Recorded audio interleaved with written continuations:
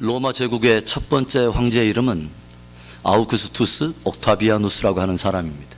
그런데 성경에 이 사람이 아구스도라고 하는 인물로 등장하는데, 이 사람이 마게도냐의 빌립보 성을 군사 기지로 삼아가지고 이곳에 많은 군인들이 주둔하게 되고, 또 군 복무를 마친 사람들도 모두 복무를 마치면 본토로 돌아가야 되는데 본토에 돌아가지 않고 그곳에서 남아서 가정을 일구게 되면서 빌립보 성은 로마 정부에 대단히 특별한 의미를 가지고 있는 도시로 성장을 하게 됩니다.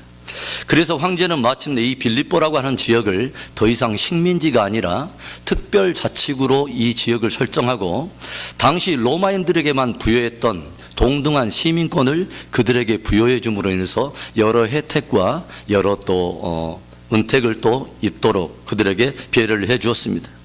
그래서 빌립보 사람들은 이제는 더 이상 식민지 사람들이 아니라 똑같이 로마의 시민으로서 살게 되고, 이에 합당한 특별한 대접을 받게 되면서 그들 안에는 이제는 로마 시민으로서의 아주 높은 긍지가 생기게 되었습니다. 로마 시민 된 것을 자랑하고 로마 정신을 계승하고 자녀들에게 그 전통과 관습을 물려주면서 그들 스스로가 누가 말하지 않아도 로마법을 지키면서 그것을 사는 것을 대단한 영광으로 생각했습니다. 바울은 이런 배경 속에서 오늘 본문을 통해서 빌립보 사람들이 로마 시민으로서 살아가면서 이 땅에서 긍지를 그 속에 가지고 있는 것처럼, 우리 그리스도인들이 아직은 하나님 나라에 들어가지 않았지만 이 땅에 머물면서 적어도 천국 백성의 소유한 그 천국 백성의 그 시민권을 가진 자로서 그들보다 훨씬 더 강하고 더 두터운 긍지가 있어야 하지 않는가 하는 것을 우리에게 도전하면서 거기에 합당한 삶을 우리에게 도전하고 있습니다. 아프리카 흑인들이 노예시장에 다들 팔려 나왔어요. 오랜 시간 끌려와서 지치고 병들고, 그리고 허기져서 모두가 길게 길바닥에 다 너부러져서 다 길게 누워버렸습니다. 그런데 모든 이 노예들은 다 길바닥에 누워버렸는데 유독 한 청년만큼은 허리를 반듯하게 세우고 곧게 앉아있는 거예요. 그래서 지나가던 한 신사가 그에게 눈을 마주하면서, 모든 동료들은 다 이렇게 지쳐있는데 자네도 피곤하면 동료들처럼 눕지, 왜 자네 혼자만 그렇게 곧게 앉아있는가, 이렇게 물었습니다. 그러자 그 청년이 눈빛이 반짝이면서 그 신사에게 바라보면서 이렇게 말해줍니다. 나는 추장의 아들이요, 추장의 아들은 땅에 눕지 않소. 이런 대답을 하더랍니다. 비록 노예로 끌려왔지만 그 청년은 그 안에 적어도 추장의 아들로서의 정체성을 잃지 않았던 것입니다. 하나님의 백성인 유대인들에게 가장 수치스러운 역사가 무엇이었을까요? 그들이 예루살렘 성전이 무너져버리고 불타버리고 그들이 이방 바벨론에 끌려가서 무려 70년 동안을 수치스러운 노예 역사, 포로, 식민지 역사를 경험하게 된 것입니다. 그런데 이때 다니엘 역시 포로로 그들 가운데 끌려가게 되었는데, 그는 일부 몇몇 청년들과 함께 왕궁으로부터 특별한 부름을 받아서 스페셜한 훈련들을 받게 되는 것이 다니엘서 전체 배경에 나와 있습니다. 그런데 끌려온 사람들 가운데 총명과 지혜가 있는 청년들을 발굴해서 그들로 특별한 훈련을 통해서 장차 왕을 보필하고 나라의 여러 일들을 맡기려고 하는 그런 목적이 있었던 것이죠.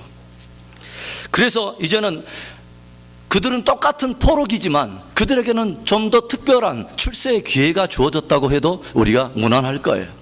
이제 바벨론에게는 바벨론에 끌려간 다니엘에게 특별한 이름이 붙여졌어요. 바벨론식 이름이죠. 벨드사살이라고 하는 이름이 붙여졌어요. 그 이름의 뜻은 벨은 너의 보호자라고 하는 뜻입니다. 그런데 이 벨은 뭐냐면 바벨론에서 섬기던 우상의 이름이 벨이에요. 벨은 너의 보호자라는 의미를 담아서 벨드사사라, 벨드사사라 하고 왕이 부르고 옆에 있는 많은 고관들이 다니엘을 그렇게 불렀습니다. 그리고 또 그들에게는 매일처럼 왕이 스페셜하게 제공하는 특별한 왕의 만찬이 있었고 특별한 음식이 있었어요. 그런데 우리가 다니엘 서두를 우리가 배경을 보면서 우리가 무엇을 보게 됩니까? 다니엘이 왕이 주는 그 스페셜한 음식을 다 거부한 것입니다. 왜죠? 그것은 왕실의 음식 대부분은 그들에게 공급되기 전에 바벨론 사람들이 뭐예요? 우상에게 먼저 진설된 음식을 먼저 드리고 난 후에 다른 사람들에게 진설해 주었기 때문에 그렇습니다. 우리 다니엘서 1장 8절의 말씀을 우리 함께 읽어봅니다. 다니엘은 뜻을 정하여 왕의 진미와 그의 마시는 포도주로 자기를 더럽히지 아니하리라 하고 자기를 더럽히지 않게 하기를 환관장에게 구하니, 다니엘이 비록 포록이었지만, 포록이라 전혀 다른 가치관을 살아도 별로 무난하고 많은 사람들이 그럴 때 어떤 높은 윤리의식이나 도덕적인 가치 갖는다고 누가 한 사람 알아주지 않지만, 다니엘이 뜻을 정해서 결정한 게 있어요. 음식으로 자기를 더럽히지 않게 한다는 것을 결정한 거예요. 음식이라고 먹을 수 있다고 다 음식이라는 게 아니죠.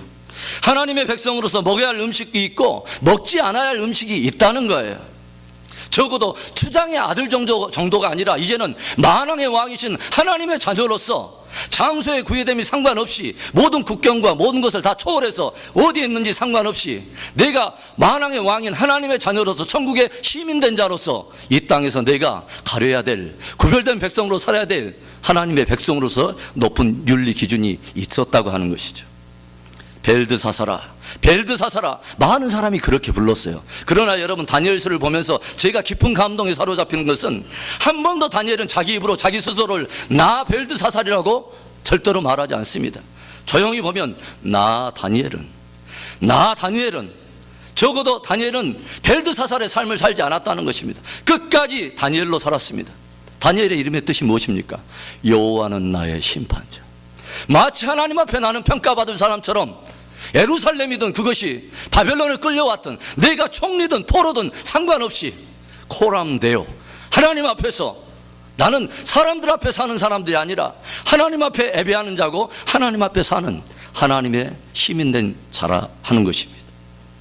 빌립보 사람들이 작은 로마의 시민권 하나를 가지고서도 그렇게 긍지를 가졌다면, 이민자들이 이 땅에 살면서 미국의 시민권 하나 얻었다고 그렇게 자랑하면서 긍지를 가지고 살고 있다면, 저와 여러분은 하늘의 천국의 시민권을 가진 자로서 얼마나 더 큰 긍지를 가지고 그에 합당한 삶을 살아야 할까요?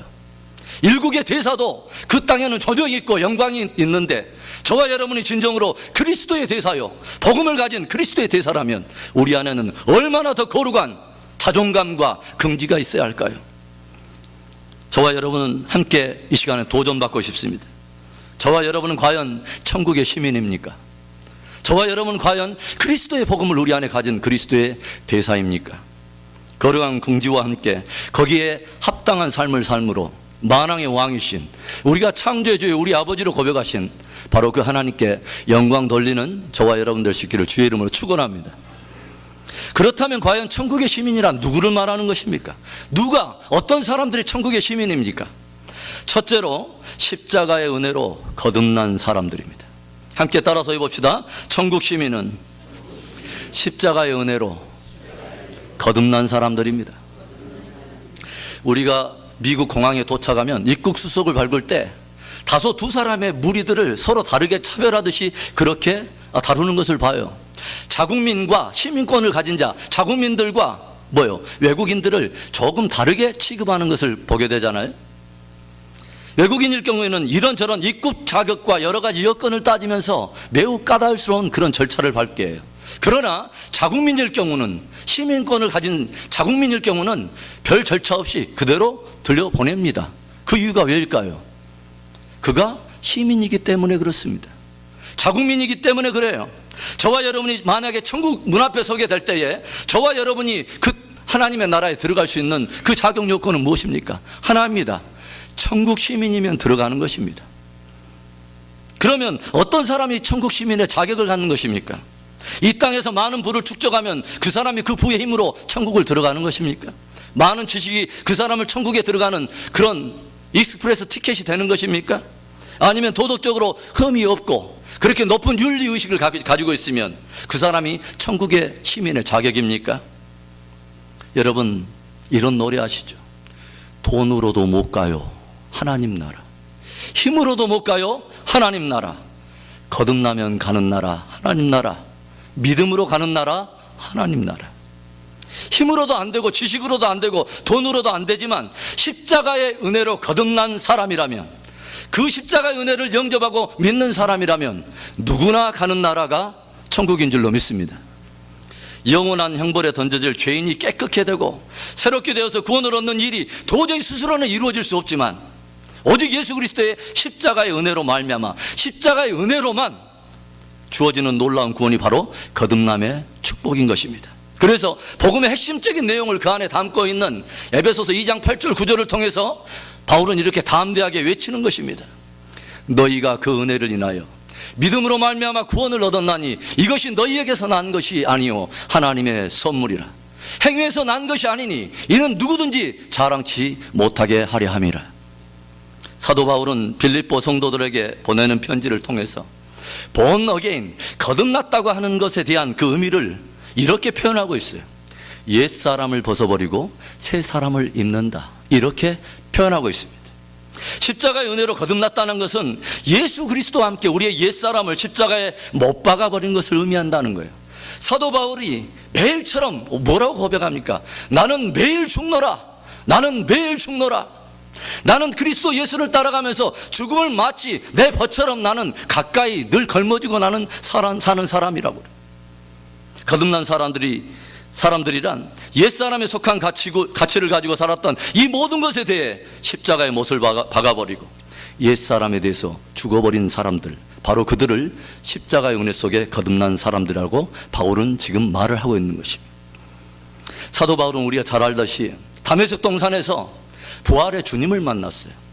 그가 그렇게 핍박하던 바로 그가 위에서 하늘에서 큰 빛 가운데 광채 가운데 사울아 사울아 네가 어찌하여 나를 핍박하느냐. 주여 니시나이까. 나는 네가 핍박하는 예수라.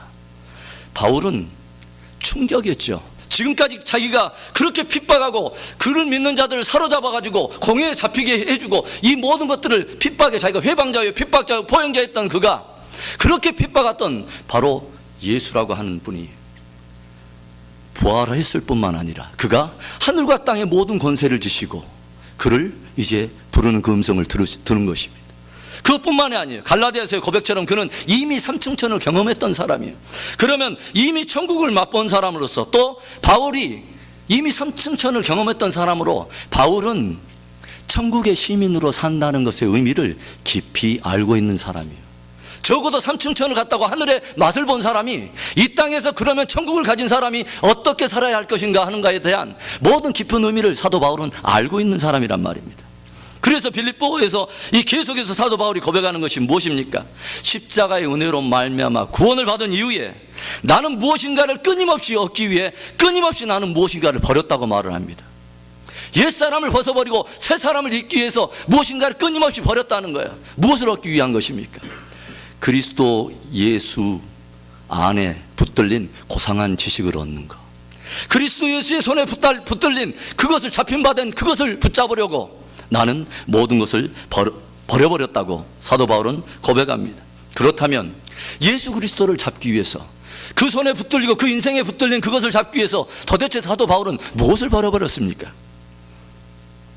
예전에 자기 육체를 그렇게 신뢰했던 육체로 말미암은 의를 다 버려버렸습니다. 혈통적으로 내가 가지고 있는 좋은 조건들을 다 이것을 의의 개념을 다 벗어버렸어요. 이전에 의지하던 혈통적인 의를 다 버려버렸단 말이에요. 나는 이스라엘 사람이요 히브리 사람이요 베냐민 지파라고 하는 거예요.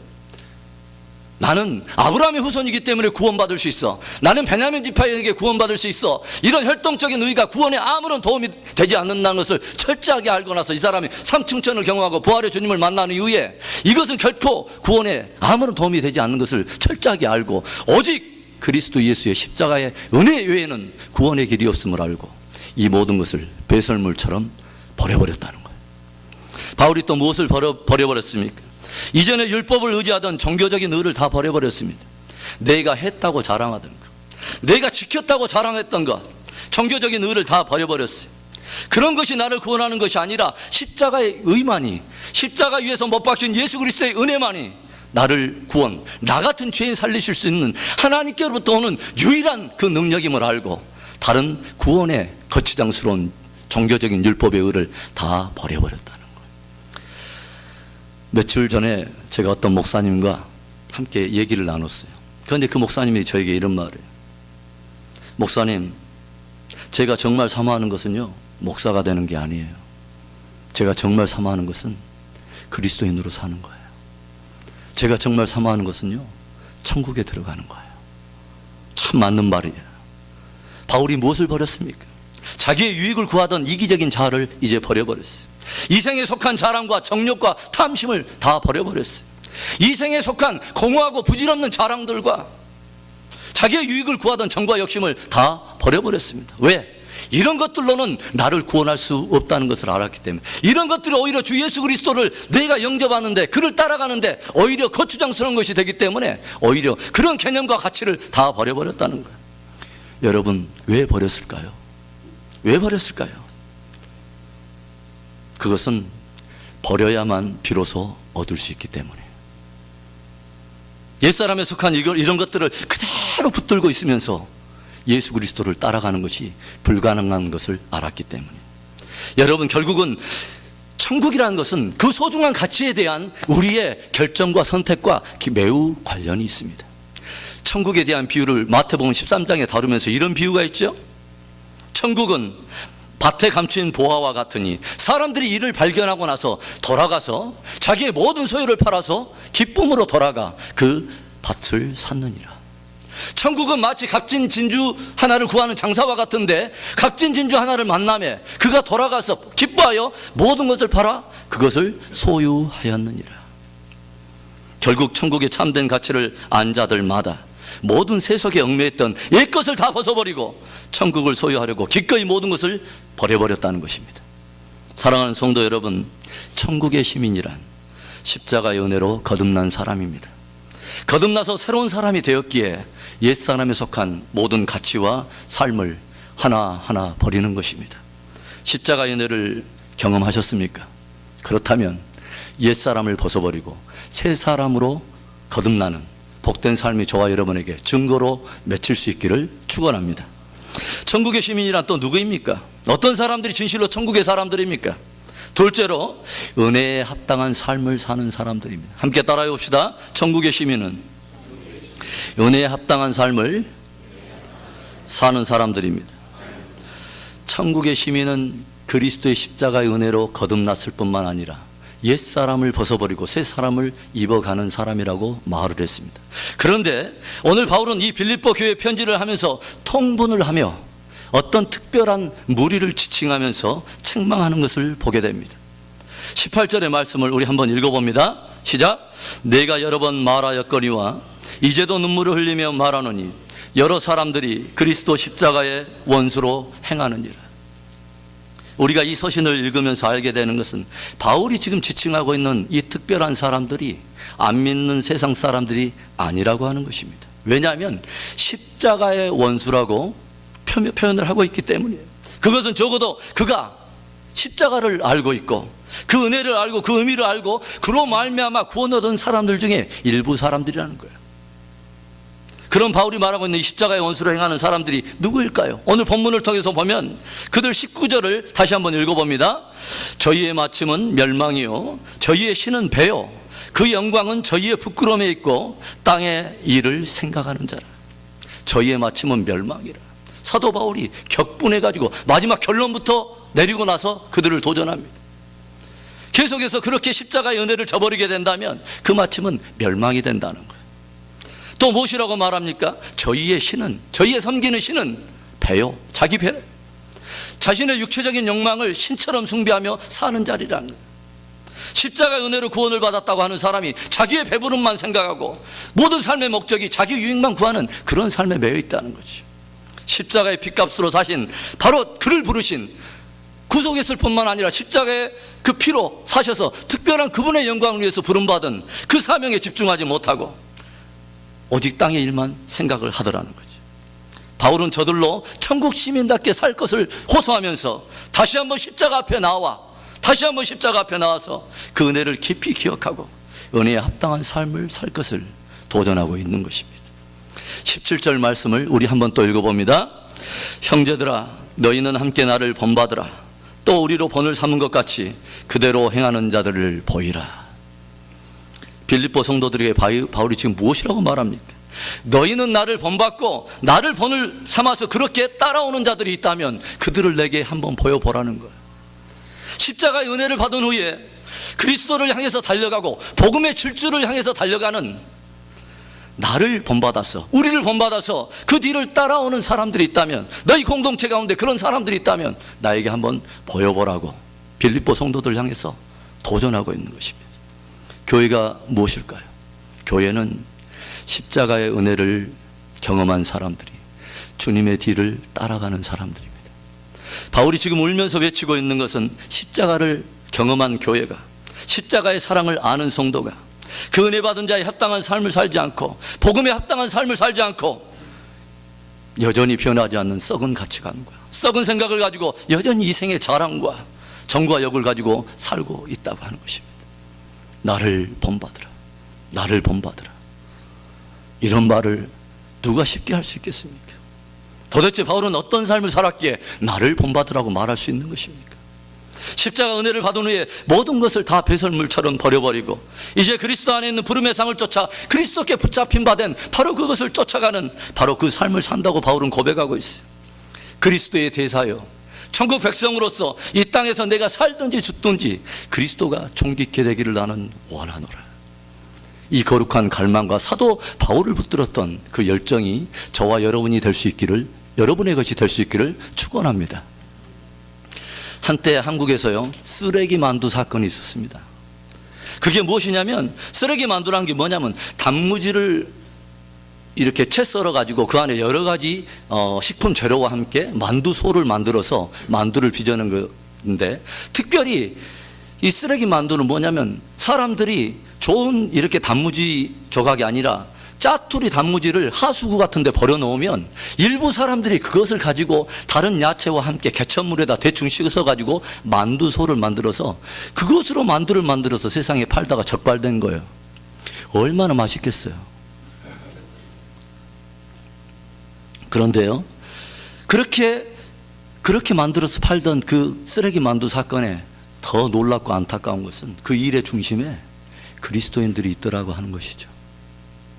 이미 몇 차례 벌금도 물고 경고도 받았는데 계속 그렇게 하다가 결국 발각돼서 기도원으로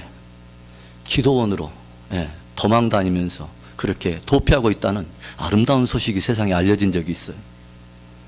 우리가 이 땅에 발을 딛고 있지만요, 단 하루를 살더라도 그리스도인으로 살아야 되는 것입니다.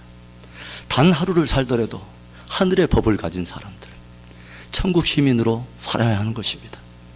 우리가 이 땅에 사는 것은 그저 의미 없이 왔다 가는 인생이 아니라 그리스도의 대사요, 그리스도의 향기요, 그리스도의 편지로 사는 것입니다.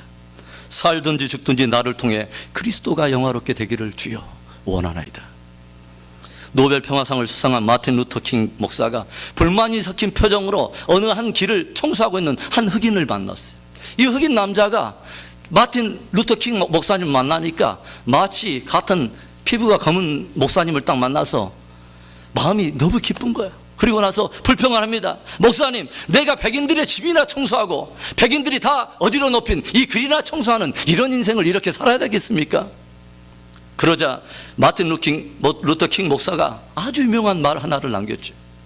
당신은 더 이상 내가 백인들의 길이나 청소하는 그런 잡부가 아니라, 그들이 어디로 놓은 그런 길들이나 청소하는 그런 사람들이 아니라, 이제는 내가 믿는 만왕의 왕이요, 나의 창조주 하나님께서 맡기신 지구촌의 한 모퉁이를 나는 청소하고 있다고 앞으로 생각하시오. 우리에게는 이런 깨달음이 있어야 됩니다. 비록 청소를 하더라도 우리는 천국 시민인 것이죠. 내가 접시를 닦더라도 나는 천국 시민으로 살아가는 것입니다. 그 일을 통해서 예수 그리스도가 존귀케 되도록, 그 안에서 그 일을 통해서 많은 사람들이 나를 통해서 예수 그리스도를 볼 수 있도록 그러한 삶을 살아야 하는 것이죠.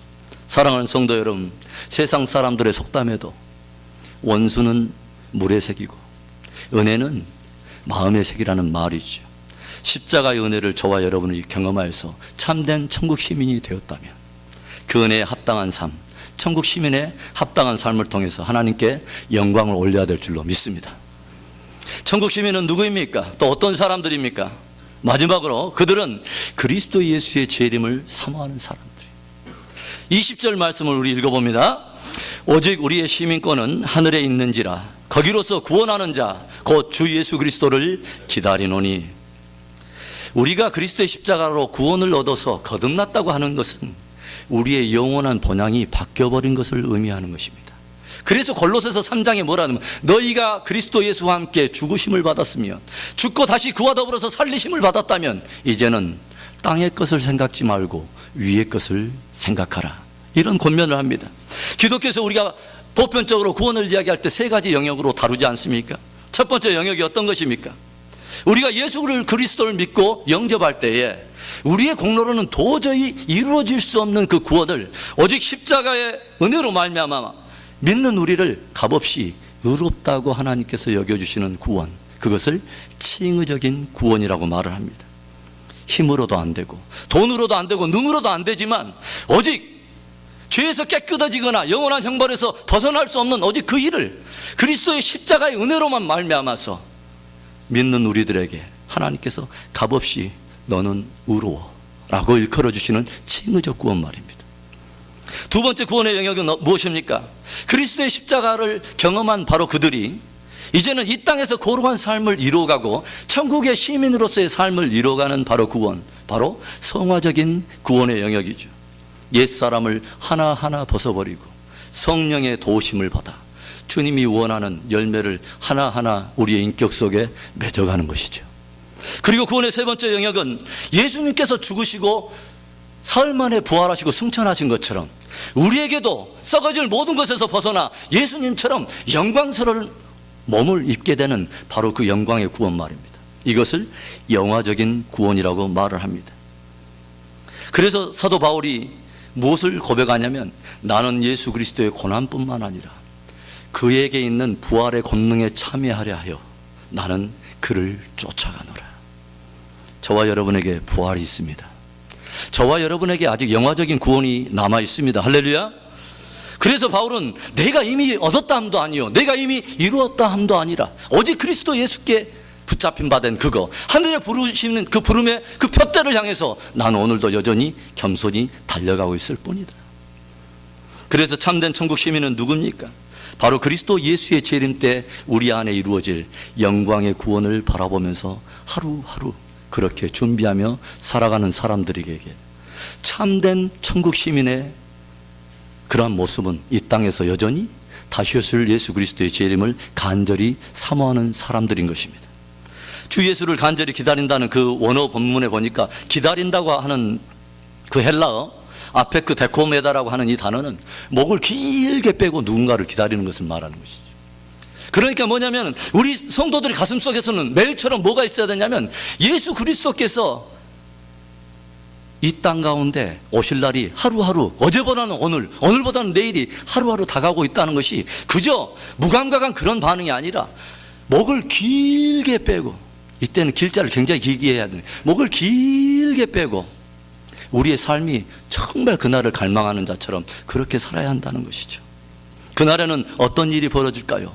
21절 말씀에 우리의 낮은 몸을 자기 영광의 몸의 형체와 같이 변케 하시리라. 그날에는요, 목을 길게 빼고 있는 우리들을 주님께서 자기의 영광의 몸의 어떠함과 같이 우리의 몸도 영광스럽게 변화시켜서 구원해 주시는 그 사건이 일어난다고 하는 것이죠. 화란을 향해 날아가던 맷 오리들이 수천 리를 날아오느라 피곤하고 지쳐서 잠시 쉬어갈까 해서 어느 지붕 위에 앉았습니다. 이 맷 오리 떼들이 아래를 지붕에서 내려다 보니까 비슷하게 이 몸뚱아리는 비슷한 집 오리들이 집주인이 던져주는 먹이를 자기들처럼 날개짓 하지 않고 길게 이동하지 않아도 거기서 드시고 계시더라 이 말이죠. 그러니까 위에서 바라보면서 그 앞에 대장이 야, 우리 길게 고생할 것 없다. 우리도 잠깐 함께 가서 저들에게 이 체구도 비슷하고 다 비슷해 보이니까 들어가지고 끼어가지고 잠깐 먹다가 우리도 편히 쉬다 가자. 그런데 하루만 쉬다 간다는 것이 이틀이 지나요. 그리고 일주일이 지납니다. 그러다 보니까 이제는 날개를 펴고 싶지가 않은 거예요.